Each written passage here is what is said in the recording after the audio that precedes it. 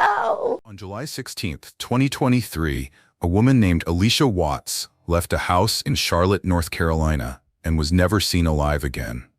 2 days later, the man she'd been staying with was found passed out inside her own car, parked outside a DMV office 40 miles away. She hadn't been reported missing yet. Nobody even knew to look for her. It would take more than a month, and a search team walking past the same patch of woods more than once before anyone found out what happened to her. You're watching morbid true crime, real cases, told the way they actually happened, without the theatrics. Before any of this happened, Allisha Watts was just a 39-year-old woman living her life in North Carolina. By the summer of 2023, she was in a relationship with a man named James Dunmore, who lived out in Charlotte. She didn't live there herself. She traveled to see him, the way you do when you're seeing someone who's a bit of a distance away. That trip, on its own, wasn't unusual at all. People do that every day. Nothing about it looked like the start of anything, except an ordinary visit. They even had something small and specific planned. Tickets to a comedy show at Bojangles Coliseum. Not a huge symbolic event, just a night out with someone she cared about. The kind of plan that only ends up mattering in hindsight because she never got the chance to keep it. It's worth stopping on that for a second because it's such a small human thing. A comedy show. Not a milestone. Not a big trip. Just an evening she was looking forward to. That's usually how the worst days start. As completely ordinary ones. And that's really the pattern worth noticing across this whole story. Nothing about the setup looks like the beginning of a tragedy. There's no warning sign anyone could point to ahead of time, no red flag flying where everyone could see it. Just a woman visiting someone she cared about, with plans for later that night. If you're looking for the moment where things clearly started to go wrong, you won't find it here. You have to keep going. People who knew her say that best. A friend named Dorothy Brewer put it simply. Alicia was the kind of person who left her mark on everybody, everywhere she went.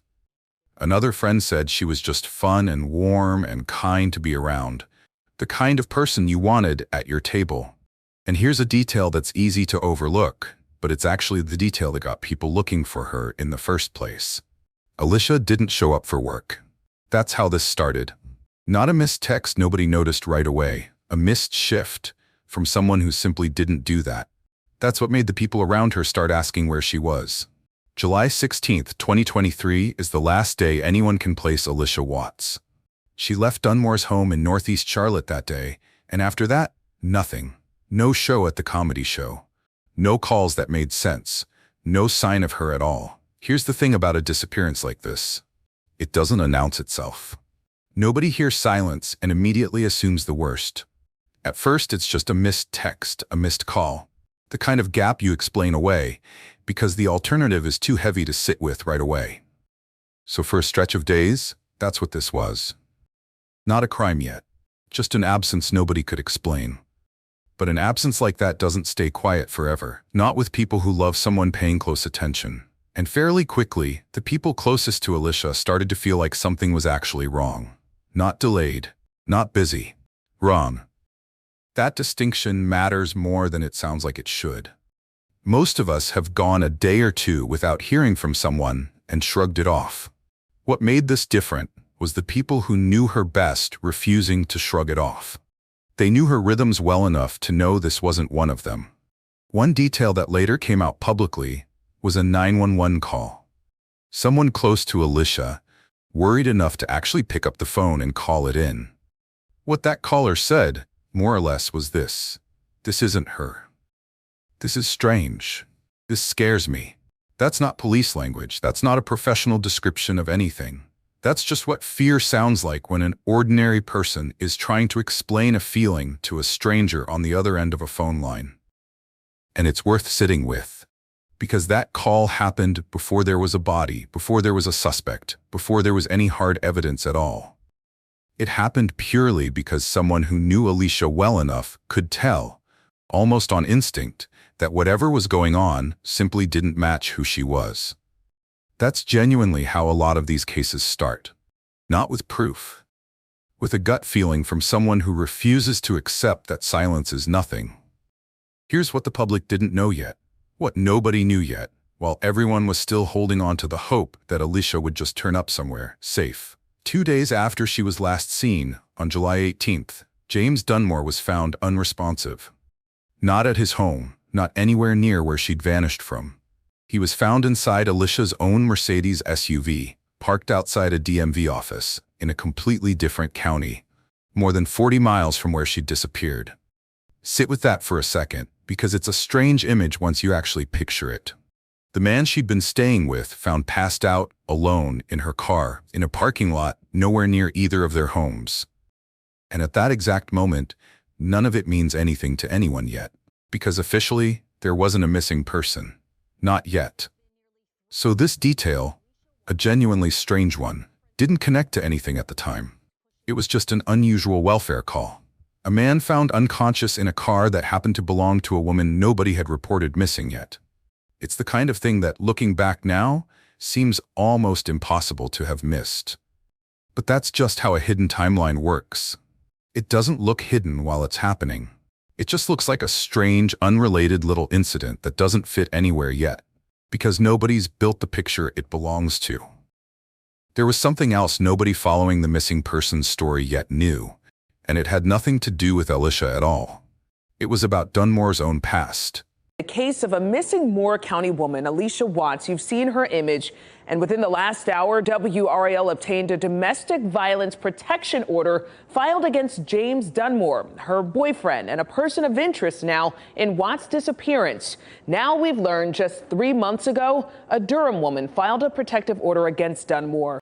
Dunmore had a documented record from years earlier, a kidnapping conviction from 2003. Along with other convictions on the books for abduction, stalking, and assault. And closer to home, his wife, he was still married at the time, to a woman named R.T. Bruton, had taken out a protective order against him only months before Alicia went missing, alleging that he'd threatened her, kidnapped her, and sexually assaulted her. Lena, that file that was inside of a Durham courthouse here details one woman's account of James Dunmore, where she says he had a history of violence with her, including kicking, choking, and punching her, as well as telling her multiple times that he would murder her. None of that proves what happened to Alicia, but it means the man sitting unresponsive in her car that day wasn't a stranger with no history. It was someone with a documented pattern, years in the making, that had never caught up with him in a courtroom before. Eventually, Alicia's family made it official and reported her missing. And that's the moment everything that had looked separate, her disappearance, the strange DMV incident, the silence, the 911 call, started to look like it might all be part of one picture. Investigators began pulling together whatever they could get their hands on: home surveillance footage, phone records, the full story of how and why Dunmore had ended up unconscious in her car in another county 2 days after anyone had seen her. None of that came together quickly. This wasn't a case that got cracked open in an afternoon with one lucky break. This was a full month, an entire month where a family had no idea if the person they loved was alive somewhere, hurt somewhere, or already gone. And almost the only thing they had to hold on to during that month was a strange parking lot outside a DMV office, and a feeling that wouldn't let them rest. A month doesn't sound like a long time until you're the one living inside it. Checking your phone every few minutes, replaying the last conversation you had with someone, wondering if there was a sign you missed, even when there wasn't one to find. And this is where investigations like this one get complicated in a way true crime shows don't always slow down enough to explain. It's not one detective working one lead. It's dozens of small threads getting pulled at once. Cell phone data that takes time to request and time to come back. Surveillance footage that has to be tracked down, sometimes from cameras that were never meant to capture anything more than a parking lot on an ordinary night. Interviews that have to happen more than once, because people remember more the second or third time they're asked, once the shock wears off a little. None of it moves at the pace people want it to when someone they love is missing. And that gap between how fast a family needs answers and how slow real investigative work actually is its own kind of quiet suffering that doesn't always make it into a headline. On August 24th, 2023, Alicia's remains were found, not in Charlotte, not anywhere near Dunmore's home. She was found in a cemetery out along a quiet, rural stretch of land right on the line between Richmond and Montgomery counties. And here's a detail that's genuinely hard to sit with once you know it. Investigators had already searched that same wooded area before, more than once.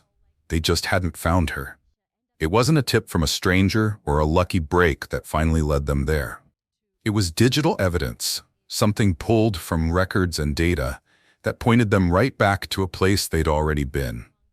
Sometimes finding someone isn't about searching somewhere brand new. Sometimes it's about looking at the exact same place again, but with new information you didn't have the first time around. By the time she was found, more than 5 weeks had passed since anyone had seen her alive. And that stretch of time ended up mattering more than almost anything else in this whole case, because of what it meant for the evidence that was left to work with. There's something worth sitting with in that detail about the search itself, too. Investigators had been out to those woods before, more than once. It means for a stretch of that month, the answer was sitting there the whole time in a place searchers had already walked through, just not found yet. That's not a failure on anyone's part. Search areas like that can be enormous, overgrown, hard to cover completely, no matter how careful you are. But it's still a hard thing to know, looking back, that the wait didn't have to be quite as long as it turned out to be, if the right piece of information had come together just a little sooner. When the medical examiner did the autopsy, they weren't able to officially say how she died. Not because there was nothing suspicious going on, but because 5 weeks outdoors exposed to the elements does something to a body that makes even basic answers hard to pin down. The report simply came back listing her cause of death as undetermined. That one word ended up mattering more than almost anything else in the entire case. Undetermined, that is what is listed as the cause of death for Allisha Watts. Authorities released her autopsy today, more than 6 months after she was found dead in Montgomery County. And the news is hitting hard for Watts' family. Dunmore's defense leaned on it hard, arguing that if science itself couldn't say how she died, then the case against him wasn't nearly as solid as prosecutors wanted people to believe. A judge didn't see it that way. The judge pointed out that the reason there was no clear cause of death wasn't because there was no crime. It was because of how much time had passed and the condition her body was in by the time she was finally found.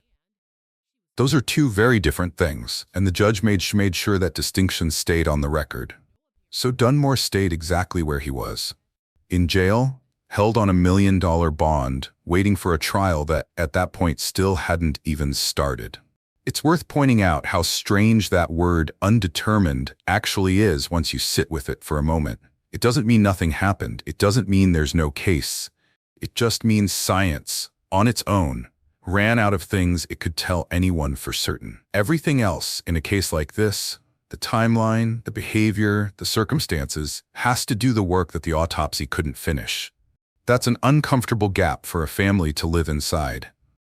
Knowing, in every way that matters to them, exactly what happened, while the official paperwork still says undetermined.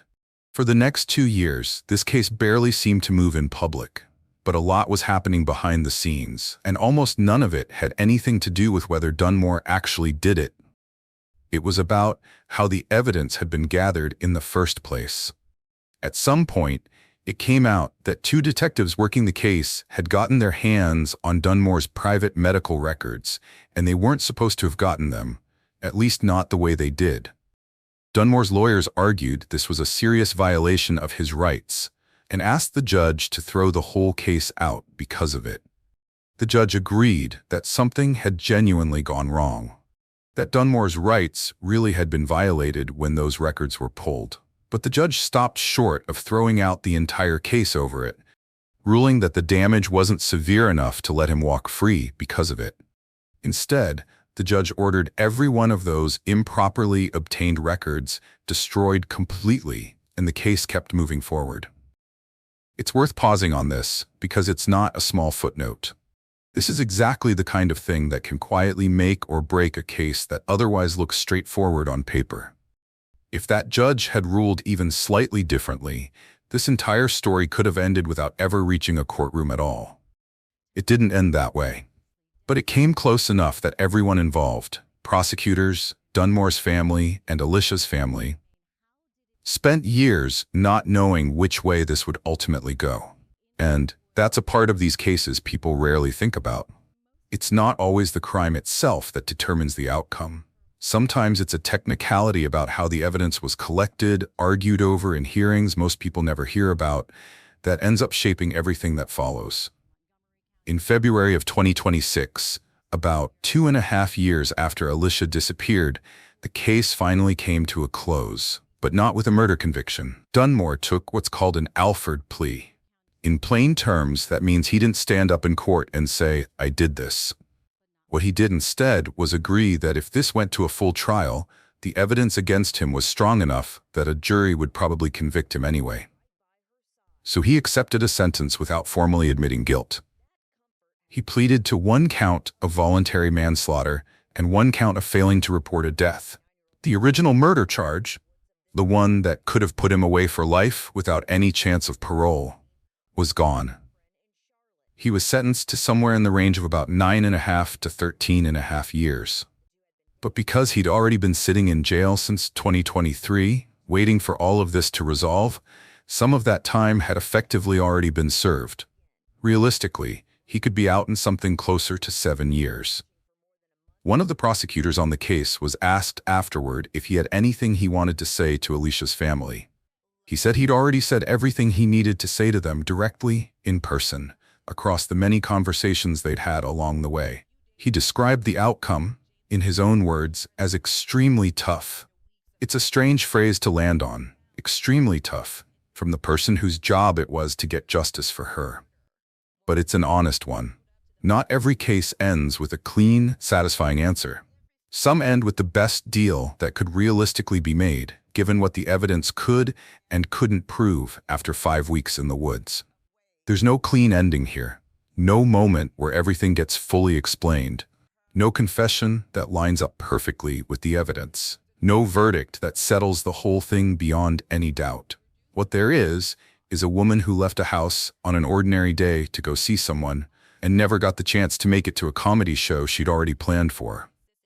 A car that turned up outside a DMV office with a man unconscious inside it, days before anyone even knew there was a reason to be looking. A patch of woods that got searched more than once before it finally gave up what it had been holding on to the whole time. And a family who spent 2.5 years waiting for something that, when it finally arrived, still didn't feel like enough. There's another piece of this that belongs in that space too. Alicia's mother was already sick, dealing with a serious illness of her own, through the entire stretch her daughter's case dragged on. She spent what turned out to be some of her final months giving interviews, telling anyone who'd listen that she didn't want the world to forget her daughter. That Alicia was wonderful. She didn't live to see how the case ended. At the funeral, hundreds of people showed up. More than one longtime friend said it was the biggest service she'd ever seen in her life. Alicia's sister stood up that day and told the room the fight for accountability was only just beginning. Years later, when the plea deal finally came down, that fight hadn't gotten the ending anyone in that room had been hoping for. Sometimes a case doesn't end with the full truth confirmed and settled. It ends with whatever could be proven, whatever couldn't, and the people left behind having to live in the space between those two things. It's easy, watching a case like this from the outside, to want a tidier version of events. A single moment where the mask slips, where the evidence lines up perfectly, where the sentence matches the loss exactly. Real cases don't usually work that way.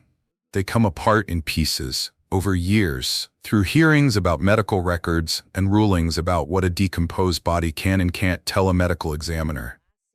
It's not cinematic. It's just what actually happens when a real investigation runs into the real limits of what evidence can do. What's left in the end is a name. Allisha Watts. A woman who had plans for a night out that she never got to keep, and a family that spent 2.5 years fighting to make sure her name meant something more than a case file. Thank you for watching Morbid True Crime. If this case stayed with you, there are more real investigations waiting for you on the channel.